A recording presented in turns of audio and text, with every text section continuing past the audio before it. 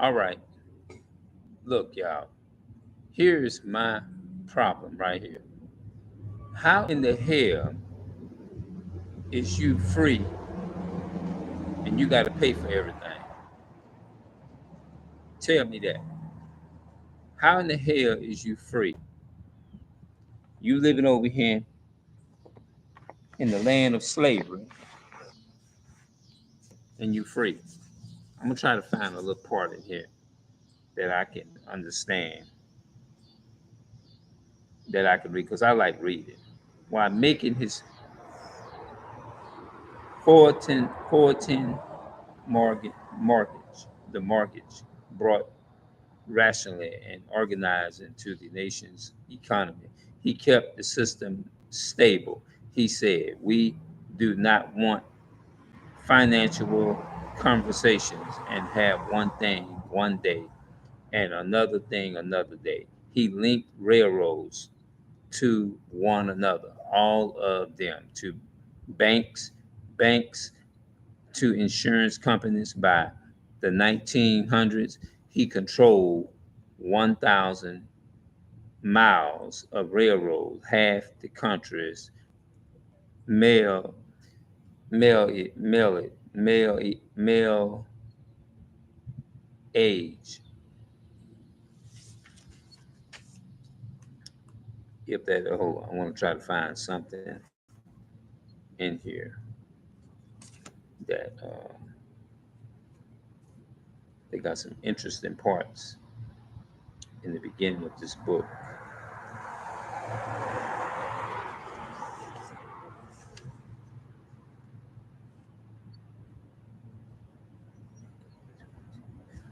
Iraq men and women, naked 20, full wonder, emerge from their villages into the islands, beaches, and swims out to get a closer look at the stage. Big boat. When Columbus and his sailors came ashore carrying swords, speaking oddly, the Arabs ran to greet them, brought them food, water, gifts. He later wrote of this in his log. They brought us parrots and bulls of cotton and spears and many other things which they exchanged for the glass, bands and hawks, bird, bulls. They willingly traded everything they owned. They were well built with good good bodies and handsome futures. They do not bear arms and do not know them, for I showed them a sword, and they took it by the edge and cut they took it by the edge and cut themselves out of ignorance. They have no iron. Their spears are made of uh, their spears are made of cane, and they would make fun servants. This is what Columbus was saying to the slaves.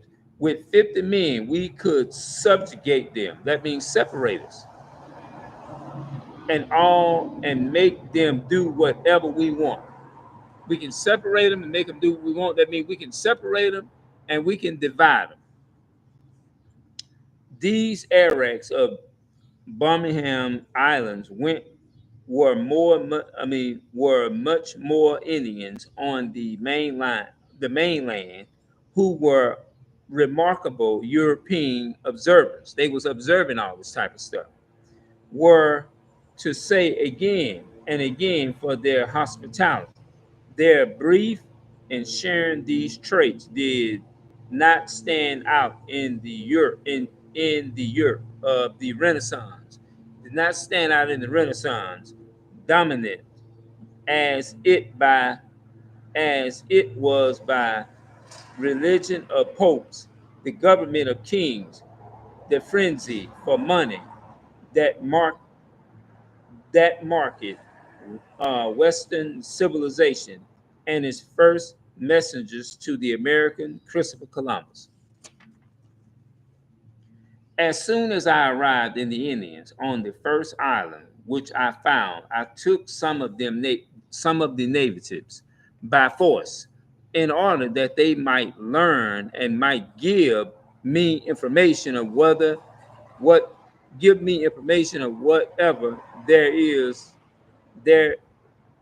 in these parts. We got to stop telling everything to the enemy, the white man. That's what's in this book here. I can't wait till I get through this whole. I just can't wait. I really can't. The information that Columbus wanted most was, where is the gold? See, that's that you see, they called the money gold back then. Today it's money. You see what I'm saying? We say money, dollars, all this type of stuff. That's what controls the world. This is what controls the world. But our people, you can't tell them that. The information that Columbus wanted most was, where is the gold? He had persuaded the king and queen of Spain to finance an expedition to the lands. The wealth he expected would be on the other side of the Atlantic. The Indians and Asian gold and spice, for like other informed people of his time, he knew the world was round and he could sail west, to my West Africans, in order to get to the far east. He traveled not only everywhere, he knew where he could find the Native American people at. He knew where he could find the black people at. You see what I'm saying? Spain was recently unified, one of the new modern nation states like France, England, Portugal. Its population mostly poor peasants working for the nobility, who were 2% of the population and owned 95% of the land. That's a lot of it. Spain had tied itself to the Catholic Church, expelling all the Jews driven out. The Moors, like other states of modern world Spain, sought gold, which was becoming the new mark of wealth, more useful than land because it could buy anything. There was gold in Asia. It was brought, and certainly skills and spice for miracle,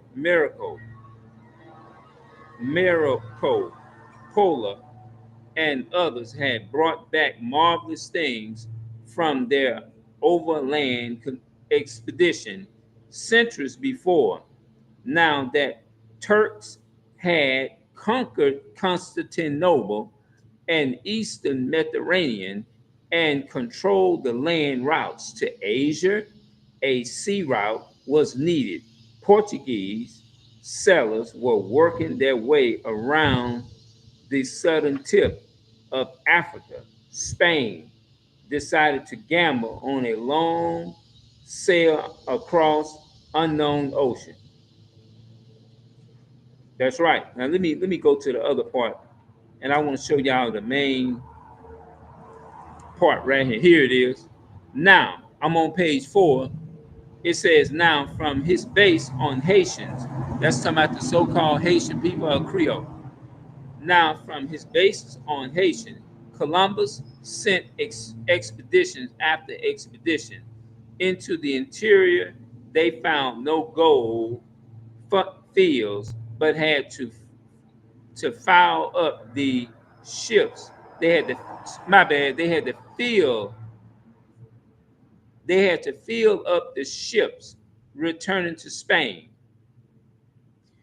with some kind of divinity. Hold on,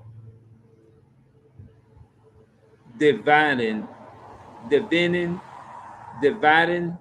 In the year 1495, they went on a great slave raid, rounding up 1,500 Arabs, men and women and children, and put them in pens guarded by Spaniards. That's the damn white, that's the so-called white man. Guarded by Spaniards and dogs. Then pick the 500 best uh, spicemen to load into ships. Of those 500, 200 died en route.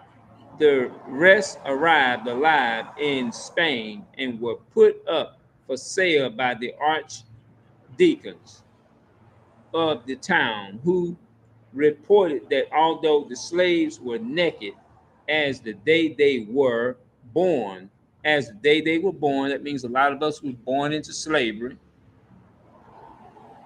that although the slaves were naked as the day they were born, they showed no more embarrassment than animals. Columbus later wrote, let us in the name of the Holy Trinity go in on sending all the slaves that can be sold. That's what they did. Now, that was his whole aim, is to get money.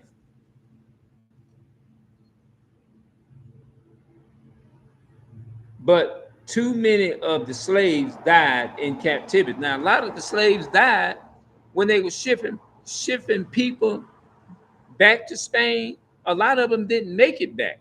A lot of the slaves died. But too many of the slaves died in captivity. And so Columbus, desperate to pay back the divinities, Davis, dividends, dividends to those who had invested, and had to make good his promises to fill the ships with gold in the province of Castle on Haitian, where he and his men imagined huge gold fields to exist. They ordained all persons 14 years of 14 years or older to collect a certain quantity of gold every 3 months. When they brought it, they were given,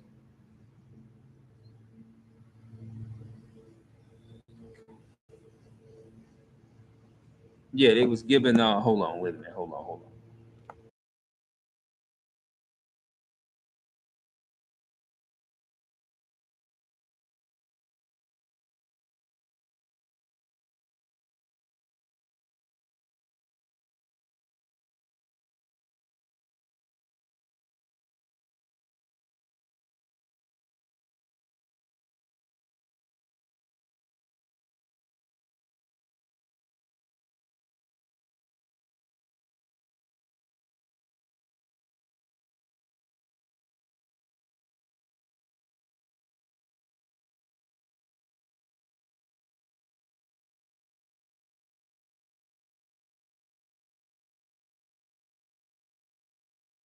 That word is copper.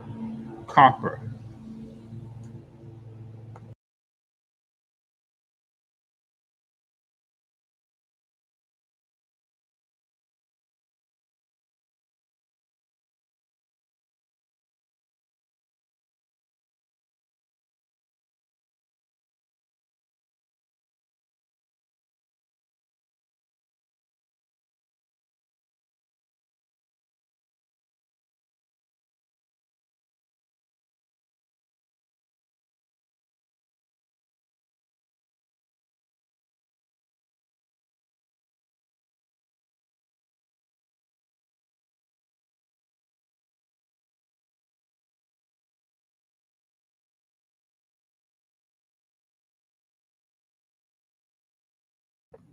Yeah. So what I was doing, I was just trying to look up these words here, the meaning of these words. That's what I was doing. The guard. Okay. But you're Spaniards and all. They picked up 500. Okay. What is SPECIMENS? What is that spelling?